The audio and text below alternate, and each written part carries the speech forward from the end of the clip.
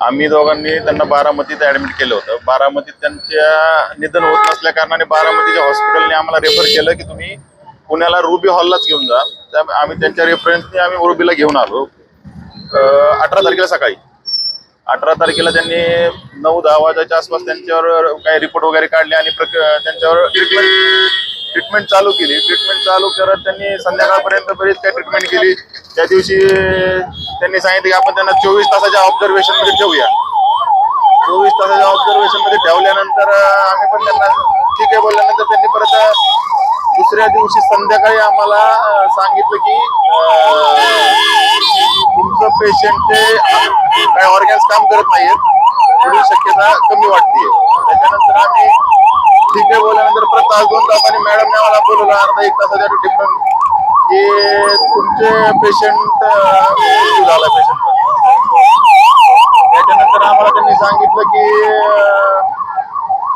तुम्ही आता तुमची पेशंटची बॉडी आत्ता घेऊन जाणार का उद्या घेऊन जाणार. गाव लांब असल्या कारणाने आम्ही त्यांना सांगितलं की दुसऱ्या दिवशी सकाळी आम्ही 8-8:30 वाजता आमची बॉडी घेऊन आमच्या गावी जाऊ.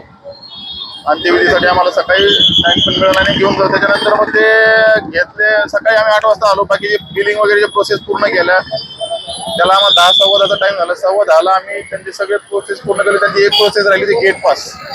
गेट पास त्या बॉडी रूमला गेल्यानंतर त्यांनी सांगितलं की त्या मर्जीला गेल्या त्यांनी सांगितलं तुम्हाला गेट पास लागेल. गेट पास साठी त्यांनी आम्हाला 5 ते 6 तास खेळवलं. 4-5 तासाच्या आसपास आमचा टाइम घेतला त्यांनी. तर त्याच्यानंतर तर आम्ही तो गेट पास मिळायला आम्हाला 3:30 वाजले. 3:30 वाजता गेट पास मिळाल्यानंतर आम्ही मर्क्युरीच्या समोर जाऊन थांबलो की आता आम्हाला बॉडी मिळेल ह्या आशेने आम्ही तिथे जाऊन थांबलो. तिथं गेल्यानंतर आम्ही तिथल्या सिक्युरिटीला विचारलं की उघडा आमची बॉडी आम्हाला द्या. तर त्याने आम्हाला उत्तर दिलं की आमची चावी नाहीये.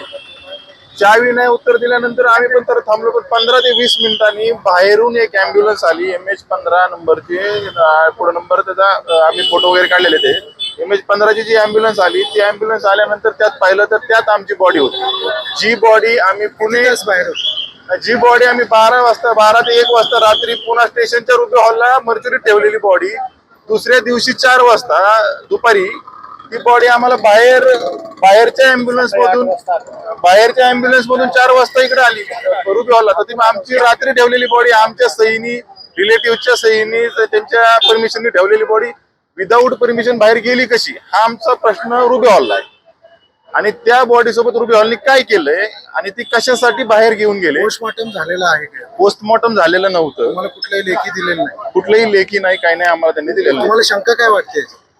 शंका म्हणजे रुबी हॉलचं असंही नाव खराब आहे की काही गोष्टी त्यांच्या ऐकण्यात येतात की ते किडनी वगैरेचे काय त्यांच्याकडे रॅकेट वगैरे चाललेले असतात. ह्याच्या संदर्भात आता पोलीस इन्क्वायरी करतील. आम्ही सदर पोलीस स्टेशनलाही कळवलेलं आहे आणि आता पोलीस ज्या त्यांच्यावर गुन्हे नोंदवणार आहेत.